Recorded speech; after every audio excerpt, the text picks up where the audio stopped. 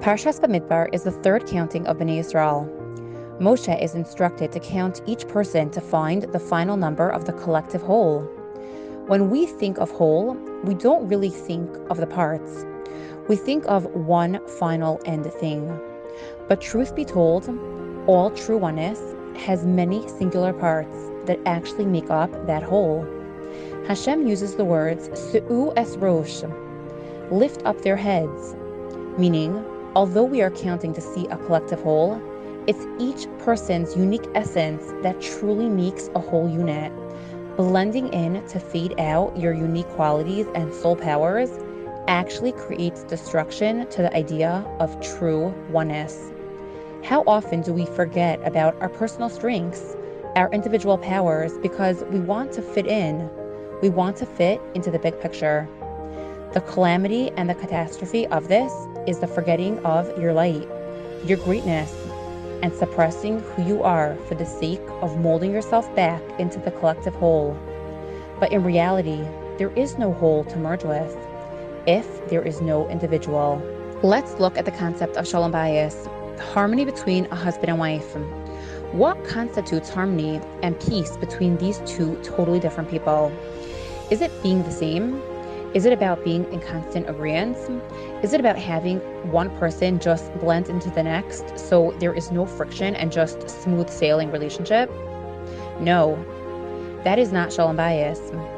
Sameness is not marital bliss. It's not marital harmony. Shalom bayis is taking two completely different people with different ways of thinking and being and bringing them together to create a third. Not to create sameness, but rather the cohesion of differences to create something new, and that is wholeness. That is harmony. As we know, harmony is literally different notes blended at different points to create a beautiful melody. Harmony is difference merging together to create something way more beautiful. Hashem is explaining to us here in Bamidbar, I want to count you, but not because I only care about the collective, the sum total number, but actually it's precisely the manifestation of the uniqueness of each singular, of each individual that creates that collective oneness and wholeness. Think about Adam and Chava. They were created as one. There was no individuation, no singularity, just a blending of each other. Adam was not happy. He did not feel whole with his marriage partner. Although Chava was right there attached to him, he did not feel connected. He felt alone. What then allowed Adam to access this incredible feeling of wholeness and oneness that can be felt within a marital relationship? It was the individuation, the separation of each other that allowed for a oneness to be felt. Adam was attached in body, but alone in heart. Only once singularity took priority and individuality was birthed was Adam able to draw much deeper connection and oneness into his relationship with Chava.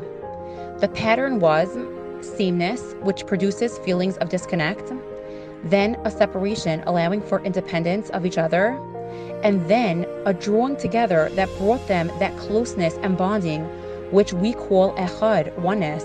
True wholeness can't be expressed without being an individual first.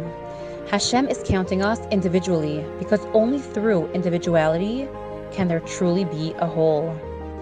This is why Moshe counts each person by their name. Your name represents your purpose in this world. Your purpose is integral for the expressed manifestation of the Torah. As it says, each person is a letter in the Torah. And if one letter or half a letter or one dot is missing, the Torah is not considered kosher. You are the Torah. Your name is the expression of the Torah you're meant to play. The Torah was created before the world was. The world and you are the manifestation of the Torah. Your individuation, your singularity is essential for the complete expression of the world's destined potential.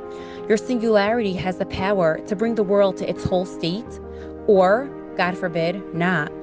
Why? Because you are essential as an individual. The whole can only exist with your unique talents and gifts in order to truly rise into its perfected state. Think about what would happen if you paid for tickets to an amazing orchestra that was known to play the most inspiring music. You get there and see the largest orchestra you have ever seen. Wow. 1,000 people about to start playing music, and then the music begins. And you realize that every single person is playing the exact same instrument, the flute. The disappointment would be great.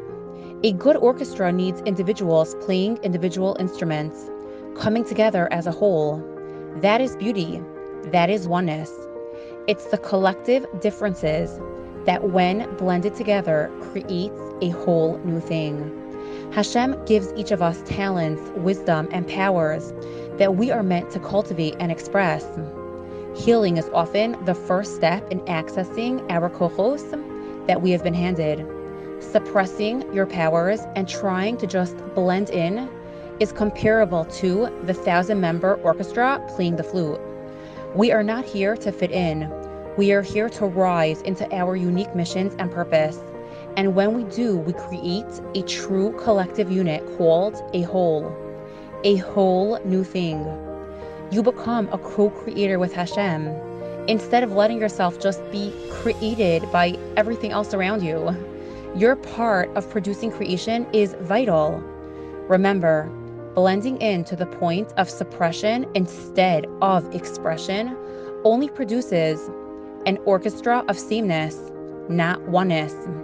Oneness is differences blended together to make something else.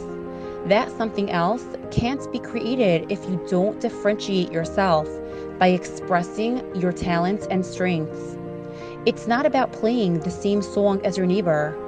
It's about expressing the beat of your soul to make room for something great and absolutely whole. Synchronicities and harmonies, a blend of differences coming together, is what makes a masterpiece. We have a choice to tune in or tune out of the beat of our soul. But when we hear and then express who we are meant to be, we truly bring together a collective unity. A oneness that encompasses each other's individuality is the ultimate unity.